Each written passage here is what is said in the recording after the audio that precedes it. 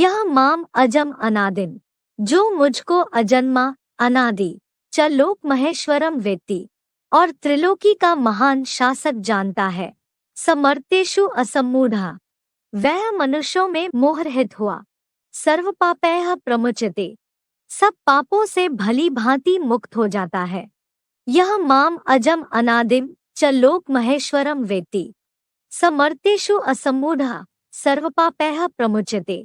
भावार्थ, जो मुझ शिव बाबा को अजन्मा, अगर्भा, अनादि और सुख दुख व शांति धाम त्रिलोकी का महान शासक, सर्वशक्तिमान अव्यक्त मूर्ति रूप जानता है, वह मनुष्यों में संपूर्ण मोहरहित हुआ, सब पापों से भली भांति आधा कल्प संपूर्ण दुखों से मुक्त हो जाता है। प्रकृति स्वाम अवस्थम्य, गीता में बोला ना, मैं अपनी परा प्रकृति, जो चैतन्य प्रकृति है आत्म भाव की, उसको मैं स्थिर करके इस सृष्टि में आता हूं और अर्जुन के रथ में प्रवेश करता हूं। क्या? जिस अर्जुन को टाइटल दिया पार्थ, पार्थ माने पृथ्वी का राजा, क्या? सारी पृथ्वी का राजा माने विश्वनाथ। कौन हुआ? शंकर। तो वो मूर्तिमान इस सृष्टि में जिसका पहला नाम है, जब मैं आता हूं तो सृष्टि में उसको जो भी भारतीय मनुष्य मात्र हैं वो पहचानते हैं कि वो सृष्टि का आदि पुरुष है शंकर।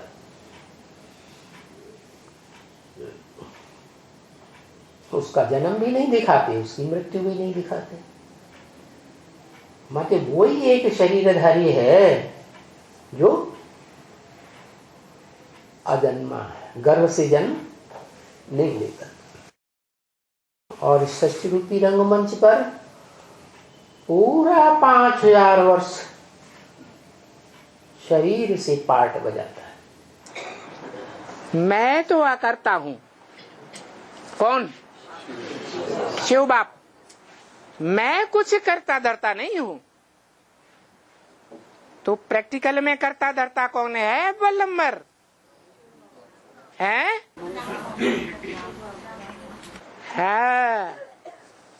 जिसका इस सृष्टि रूपी रंगमंच पर सदा शरीर कायम रहता है। शास्त्रों में गायन है कि एक ही आत्मा है इस सृष्टि रूपी रंगमंच पर आदि से लेकर अंत तक पार्ट बजाने वाली, जो कभी मरती नहीं है, कभी किसी से जन्म लेती नहीं है, वो अजन्मा है। बेहद के रूप में है या हद के रूप में? बेहद के रूप में अजन्मा है। मना उसकी अनिश्चय रूपी मृत्यु होती ही नहीं।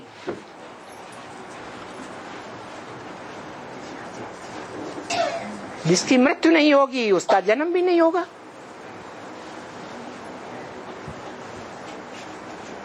ध्रुवम जन्म मृतस्य च, जो मरता है उसका जन्म भी निश्चित रूप से होता है। मैं सिर्फ ब्रह्मांड का मालिक हूं।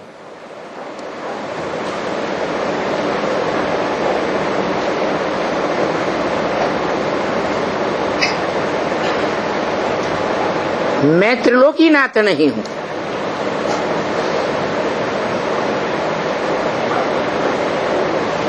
तो जिन बच्चों का तीनों लोकों पर नंबरवार आधिपत्य रहता है, कौन से 3 लोग? शांतिधाम, सुखधाम और दुखधाम। जो बोला स्वर्ग की दुनिया मेरी है तो नरक की दुनिया मेरी नहीं है क्या? किसने बोला? कौन सी आत्मा ने बोला है? मनुष्य सृष्टि के बाप ने बोला। वो ऊंचे ते ऊंचे पाटधारी, उत्तम पाटधारी देवताओं का भी बाप है और नीचे ते नीचे पाटधारी राक्षसों का भी बाप है, दैत्यों का भी बाप है।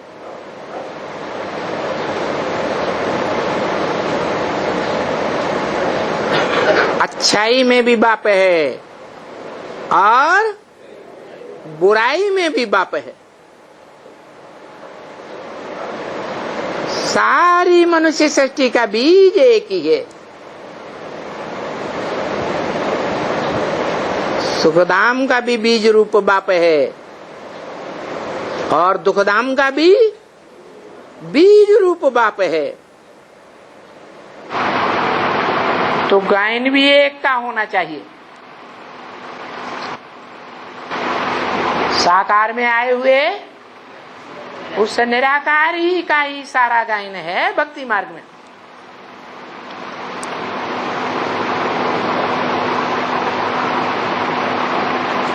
तो यादगार मंदिर भी सबसे जास्ती उसी के बनते होंगे, मूर्ति भी उसी की जास्ती सबसे जास्ती बनती होगी। वो कौन सी मूर्ति है? पूजी जाने वाली।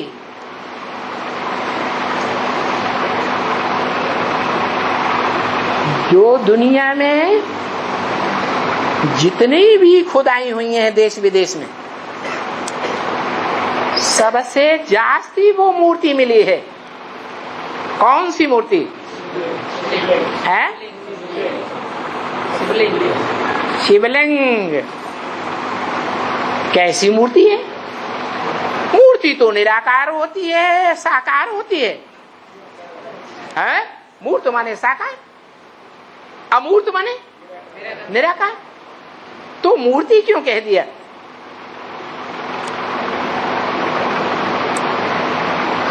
गीता में आया है उस मूर्ति के लिए। ये सारा संसार उस अव्यक्त मूर्ति से विस्तार को पाया है। मूर्ति तो है लेकिन अव्यक्त मूर्ति है। उस मूर्ति में 10 इंद्रियां नहीं दिखाई देती हैं, एक ही इंद्रिय दिखाई देती है। बाकी इंद्रियां अव्यक्त हैं और वो एक इंद्रिय भी पुरुषार्थ करने वाले, याद करने वाले बड़े से बड़े देवता की मूर्ति नहीं कही जाती है। क्या नाम देते हैं? शंकरलिंग। क्या लिंग? शिवलिंग। इसका मतलब है कि शिव को तो इंद्रियां होते ही नहीं। शिव साकार है जो इंद्रियां होंगी? है साकार? नहीं। फिर शिवलिंग क्यों कहा जाता है? क्योंकि जिस लिंगधारी साकार मनुष्य में प्रवेश करता है वो अपने पुरुषार्थ से बाप समान शिव की स्टेज को प्राप्त कर लेता है। बाप भी कहते हैं मैं तुम बच्चों को आप समान नंबरवार बनाता हूं। निराकारी, निर्विकारी, निरहंकारी। तो भले वो लिंग मूर्ति साकार की ही है, परंतु वो साकार आत्मा भी पुरुषार्थ करते करते याद का ऐसी स्टेज धारण करती है कि उसे एक निराकार शिव ज्योति बिंदु के अलावा कोई साकार इंद्रिय की याद नहीं रहती है। वो स्वयं ही शिव समान बन जाता है। इसलिए इस मनुष्य सृष्टि में साकार रूप धारण करने वाला एक ही मनुष्य रूप दिखाया जाता है। कौन? शंकर। लिंग रूप में दिखाया जाता है, साकार बड़े रूप में दिखाया जाता है, परंतु उसकी मन बुद्धि रूपी आत्मा की अंदरूनी स्टेज निराकारी है, साकारी स्मृति में नहीं है। तो निराकार ज्योति बिंदु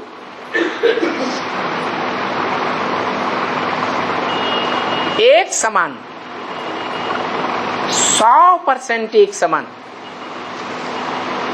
दो आत्माएं हो गई। हीरे जैसा मिल गया, फिर और किसकी परवाह।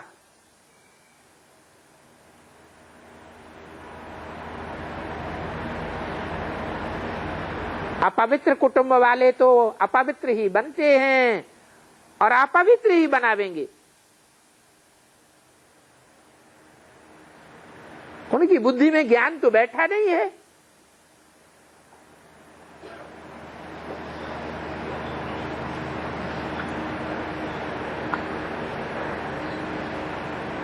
तो तुम्हें किसी की परवाह नहीं करनी चाहिए। परवाह थी पार ब्रह्म में रहने वाले परमात्मा की, परमपिता की। वो परमपिता परमात्मा तुमको मिल गया, फिर तुमको किसकी परवाह। तो हर बात में नष्ट मोहा चाहिए। अपनी देह में नष्ट मोहा,